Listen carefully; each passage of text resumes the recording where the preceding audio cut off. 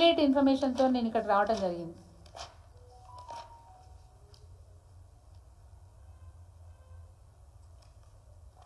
అంటే భూదందాలకు నాకు సంబంధం లేదని చెప్పుకునే ఐలయ్య గారు ఈరోజు మీరేం సమాధానం చెప్తారు? ముఖ్యంగా గిరిజనుల భూములను ఏమాత్రం భయం లేకుండా కబ్జాలు చేయడము, ఒకరి పేర్ల మీదకి ఒకరికి డాక్యుమెంట్లు మార్చడము, మరి ఈ విధంగా చేస్తున్న ఎమ్మెల్యే గారిని అడుగుతా ఉన్నా, దీనికి నువ్వేం సమాధానం చెప్తావు అని నేను అడుగుతా ఉన్నాను.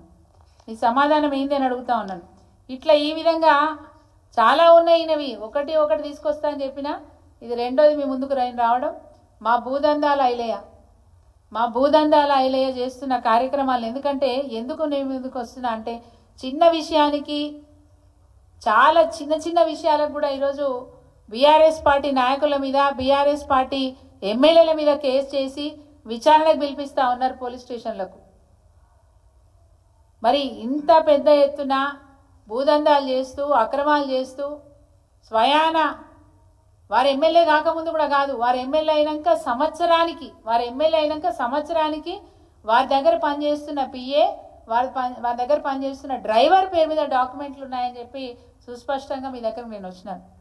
అంటే ఈ విధంగా తప్పులు చేస్తున్న వారి మీద మరి ప్రభుత్వం ఎట్లాంటి చర్యలు తీసుకుంటుందని నేను అడుగుతా ఉన్నాను. కాంగ్రెస్ పార్టీకి సంబంధించిన ఎమ్మెల్యే ఏ పని చేసినా బారాకూన్ మాఫా అని అడుగుతున్నా. ఎన్ని హత్యలు చేసినా మాఫైనా, ఎంతమందికి అన్యాయం చేసినా మాఫైనా?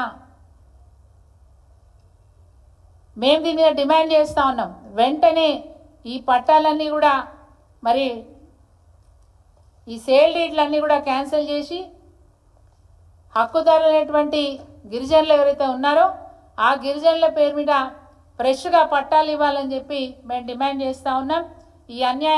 ఈ అన్యాయాలకు మరి ఫుల్ స్టాప్ పెట్టకపోతే ఆ గిరిజనులకు భూములు వాళ్ళకు పట్టాలు వచ్చే వరకు కూడా ఉద్యమిస్తామనే విషయాన్ని ఈ సందర్భంగా తెలియజేస్తూ ఉన్నాం. ఆలేరు నియోజకవర్గంలో ఒకటి వెనుక ఒకటి జరుగుతూ ఉంది. మరి నేను అనుకుంటా మా ఎమ్మెల్యే గారు చాలా క్లియర్గా ముఖ్యమంత్రి రేవంత్ రెడ్డి గారిని ఫాలో అవుతున్నారని నేను అనుకుంటా ఉన్నాను. ముఖ్యమంత్రి గారికి ఏ అలవాటు ఉందో యథా రాజా తదా ప్రజ. సీఎం గారు చేస్తున్న పనులే నేను చేస్తానే మాట. ఒకటి అసైన్డ్ భూములు, సీలింగ్ భూములు. అసైన్డ్ భూములు అమ్మడము కొనడం ఒక విషయం అయితే, ఎవరైతే ఇద్దరు అమాయకులు గిరిజనులు చదువురాని వాళ్ళు భూమి అమ్మినామని చెప్పిన కదా, 504 సర్వే నంబర్లో వాస్తవంగా వాళ్ళకి పట్టా లేదు. సీలింగ్ భూమిని అమ్మేసినారు, అంటే ప్రైవేట్ ల్యాండ్ని అమ్మేసినారు. వాళ్ళకి తెలియక డాక్యుమెంట్ల మీద సంతకం పెట్టేసి వదిలేసినారు తప్ప, అది వాస్తవంగా చెప్పాలంటే 502లో అసైన్డ్ భూములు అయితే సర్వే నంబర్, 504లో అవి ప్రైవేట్ ల్యాండ్స్, పట్టా భూములు. వాటిని ల్యాండ్ ఎక్సెస్ ఉండడం వల్ల గతంలో సీలింగ్ భూముల కింద గుర్తించడం జరిగింది. ఇట్లాంటి భూముల్ని ఈరోజు ఒకరి వ్యక్తి మించి ఒకరికి మారుస్తూ వస్తే, రేపు ఎమ్మెల్యే గారు అంటే అనొచ్చు 2006లో వాళ్ళకి పట్టాలు ఇస్తే నాకేం సంబంధం, 2008లో వాళ్ళు అమ్ముకుంటే నాకేం సంబంధం అంటే అనొచ్చు. మరి 2024లో మీరు 2023 నవంబర్లో ఎమ్మెల్యే అయితే 2024 నవంబర్లో మీ పిఏ గారి పేరు మీదకి డాక్యుమెంట్ ఎట్లా వచ్చింది, మీ డ్రైవర్ పేరు మీదకి డాక్యుమెంట్ ఎట్లా వచ్చింది, గిరిజనుల భూములు మీ వాళ్ళ పేరు మీదకి ఎట్లా వచ్చినాయి? మళ్ళీ ఈ డ్రైవర్ గారు, ఈ పిఏ గారు అమ్మిన భూములు ఎవరికి పోయినాయి? స్వయాన మీ చుట్టానికే పోయినాయి, బయటికి పోలే. బాజాబ్తా మీ చుట్టానికే ఈ పట్టాలు అనేవి జరిగినాయి, సేల్ డీడ్ అనేది జరిగింది. వారు కూడా ఇంకా గొప్పగా నాలా పర్మిషన్ కూడా తీసుకున్నారు. రీసెంట్గా వారు కూడా నాలా పర్మిషన్ తీసుకున్నారు.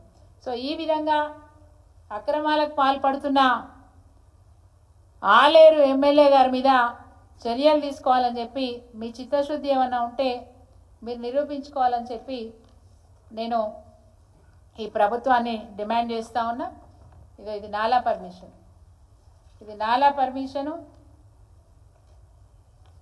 చివరిగా ఈసీ డాక్యుమెంట్స్ కూడా తీసుకున్నాం, ఎన్కంబరెన్స్ సర్టిఫికేట్ కూడా తీసుకున్నాం.